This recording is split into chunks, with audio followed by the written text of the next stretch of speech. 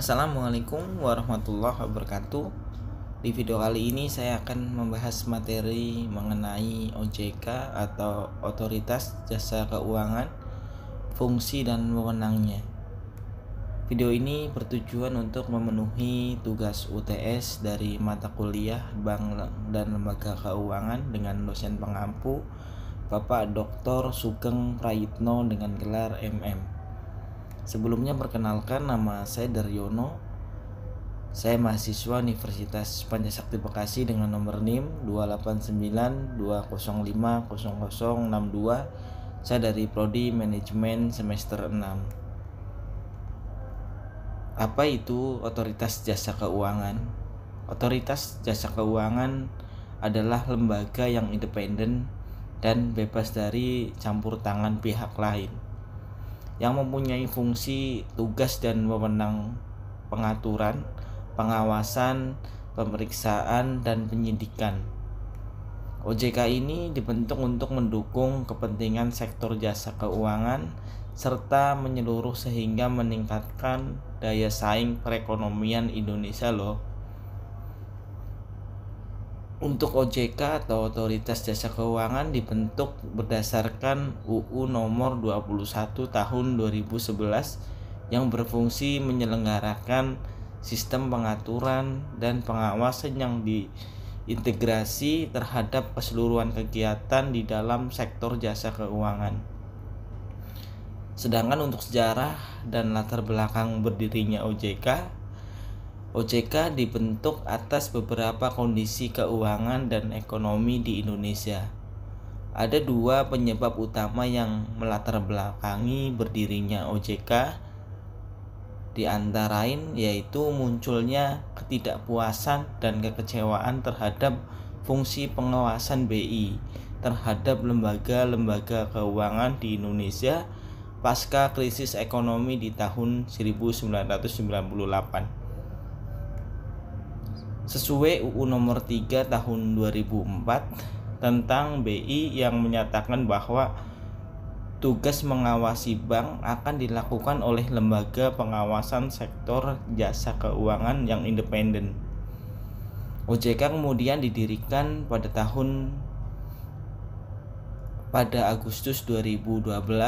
Pada periode tersebut dimulai pembentukan tim pembantu Dewan Komisaris OJK. Kemudian perkembangan OJK bisa dijelaskan yaitu pada Desember 2012 OJK mulai mengawasi pasar modal dan industri keuangan non-bank. Di bulan Maret 2013 dibentuknya tim peralihan perbankan dari BI ke OJK. Di tanggal 31 Desember tahun 2013 OJK secara penuh mengawasi kerja perbankan, dan pada tanggal 1 Januari di tahun 2015 OJK mulai mengawasi lembaga keuangan mikro atau LKM. Untuk misi dari OJK yaitu mewujudkan terselenggaranya seluruh kegiatan di dalam sektor jasa keuangan secara teratur, adil, transparan, dan akuntabel. Yang kedua, mewujudkan sistem keuangan yang tumbuh secara berkelanjutan dan stabil. Yang ketiga, melindungi kepentingan konsumen dan masyarakat pengguna jasa keuangan. Untuk fungsi dan tujuan OJK, untuk fungsinya sebagai lembaga pengawasan, OJK menyelenggarakan sistem pengaturan dan pengawasan yang terintegrasi terhadap keseluruhan kegiatan di sektor jasa keuangan.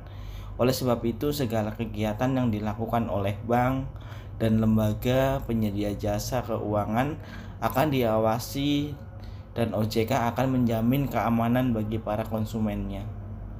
Untuk tujuan OJK adalah untuk kegiatan jasa keuangan terselenggaranya secara teratur, adil, transparan, dan akuntabel, lalu mampu mewujudkan sistem keuangan yang tumbuh secara berkelanjutan dan stabil, serta mampu melindungi kepentingan konsumen dan masyarakat. Untuk wewenang Otoritas Jasa Keuangan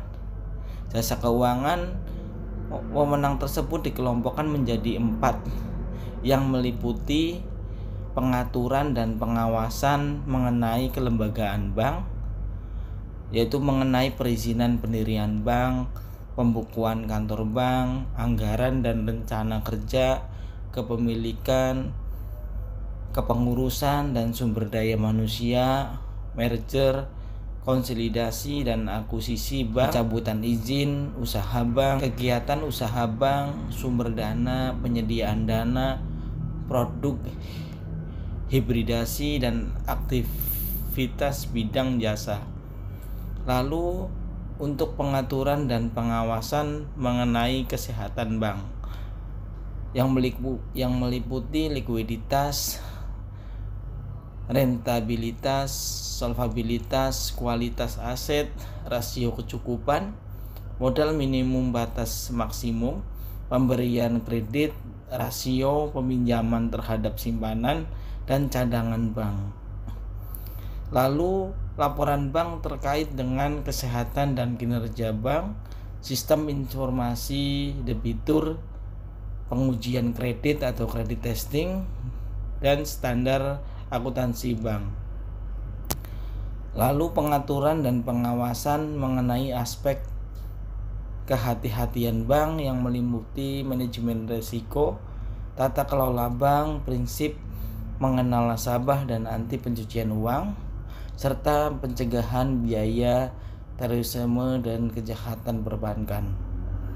Lalu untuk pemeriksaan bank, OJK dalam menjalankan fungsi pengawasan pada bank dilakukan dengan strategi pada 2 jenis pendekatan, yaitu pengawasan tidak langsung atau offset supervision dan pengawasan langsung atau non-set examination. Secara ringkas dijelaskan bahwa pengawasan tidak langsung merupakan tindakan pengawasan dari analisis yang dilakukan berdasarkan laporan berkala atau regulator report, sementara pengawasan langsung yakni melakukan pemeriksaan pada bank untuk meneliti dan mengevaluasi kepatuhan bank terhadap ketentuan yang berlaku.